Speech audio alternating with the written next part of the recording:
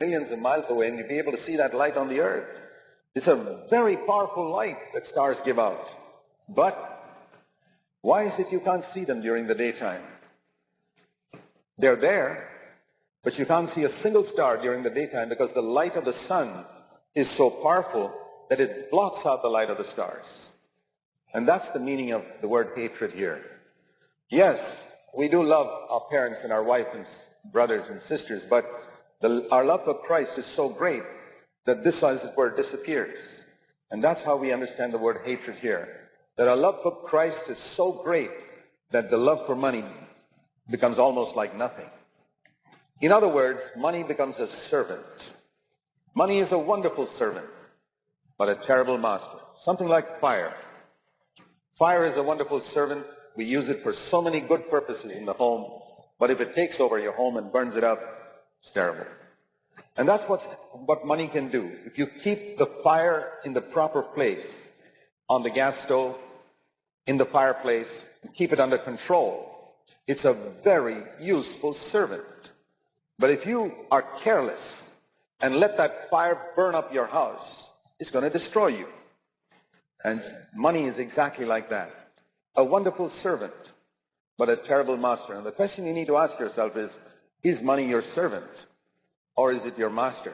It's a very useful servant. The Lord doesn't tell us to give it away, but He says keep it in the proper place. Just like in heaven you read, gold is on the streets. You keep it under your feet. On earth, they put it on your head. And that's the difference between earth and heaven. And that's also the difference that determines whether you're an earthly person or a heavenly-minded person. A heavenly-minded person has learned, even now, to put gold under his feet. But as an earthly-minded person, gold is always in his thinking, how to make more money. Whereas a person who is heavenly-minded uses money. He may have lots of it. The streets may be paved with gold, but it's under his feet. It's not a question of how much you earn. You can earn, like many people in India, $1,000 a year, or like many here, $50,000 or more. But the question is not how much you earn. Not at all. Christians have, through the years, had different concepts on this. 100 years ago, people used to think that if you're a Christian, you've got to be poor. Today, we've sprung to the other extreme. You see, Christians have this disease called pendulumitis. We swing from one extreme to another in many areas. Once upon a time, the gifts of the Spirit were all taboo. Now they're everything. Well, this is all wrong. Jesus told us of a middle way, a narrow way that leads to life. And today, Christians think of, if you're a Christian, you've got to be prosperous. It's not true. If you're a Christian, how much you earn and how much you own are not the test. The test is this: whether you have 1,000 or 1,000,000, is it under your feet? Are you the master, or is that your master? Is that what occupies your thinking, or is God what occupies your thinking? You keep money under your feet. In other words, whether you have one maid servant or 10, they are your servants. They don't take over the house. That's the point. So that's the way we need to see this matter of money. Jesus once encountered a rich ruler who came to him in Luke 18, and who came to him and asked him in verse 18, "What shall I do to inherit eternal life?" And because the age of grace had not yet started, Jesus said, "You've got to keep the commandments." They were under the law those days. And here was an amazing young man who had never committed adultery, verse 20, never murdered anybody, never stolen, never borne false witness in his entire life, and always honored his father and mother. Now, you'd think such a person is a wonderful person to become a member of your church. But he was disqualified for Jesus' church. Because even though he had all these good qualities, and he sought for eternal life, he had one big disqualification: he loved money. Now, how many churches are there today that would turn away a person from membership because he loved money? Jesus did. He told him, "Yeah, you got all these good qualities, and I appreciate them, but you've got one thing lacking.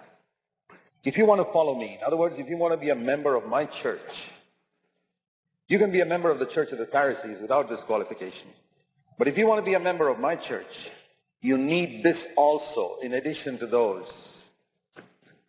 You should not love money. I'm paraphrasing his words. In his case, why did Jesus tell him to give up everything he had? He said, go and sell all that you have, Luke 18, verse 22, and give it to the poor.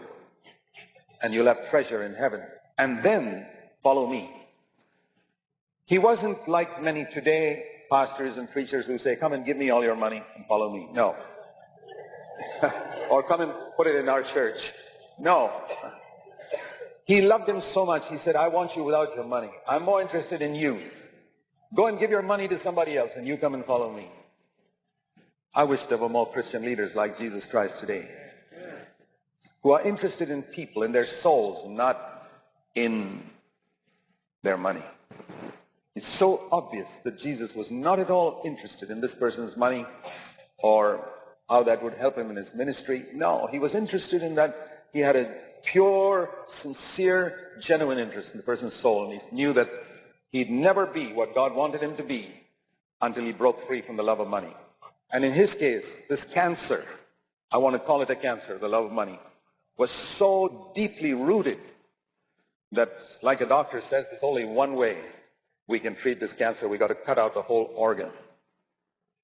Now, when a cancer is not so deep, a doctor may say, well, you don't need to cut out the organ in your case because it hasn't spread so much. We can just do a little bit of treatment, chemotherapy or something, and preserve your organs. We read in the next chapter of another man called Zacchaeus, who also loved money, and he only gave away half his money to the poor. And the Lord said, that's fine. Why this difference?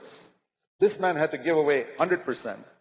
Zacchaeus had to give away only 50% because the cancer was not so deep in Zacchaeus. In the case of Mary and Martha, the Lord didn't tell him to give away anything. There was hardly anything. There was. This cancer is in all of us, but it's extended to different levels in different people. And if it's very deeply rooted, then only radical surgery will solve the problem. So it's not that Jesus tells everybody to give up everything. No. It's a question of how deeply rooted this cancer is. It's the detachment from money that the Lord was seeking to emphasize here. Keep money under your feet. And Jesus was inviting this man to be an apostle, as it were. It's the same words he said to Peter, James, and John, come and follow me. This man could have been an apostle, but he missed it because of one foolish decision he took. He refused to do what Jesus told him to do. Think of how Peter and James and John, as soon as Jesus said drop everything, they dropped it and followed him. But not this man.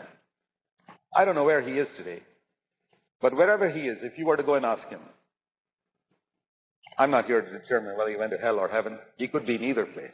If he repented at the last minute, after wasting his life in the pursuit of money, he may have got to heaven, but even then, he would have so much regret. Let's assume he did go to heaven and repented on his deathbed. And you ask him today, well, you managed to get to heaven. Are you happy with that decision you took when you were a young man, 50 years before you died? He'd say, that is the worst decision I ever took in my life.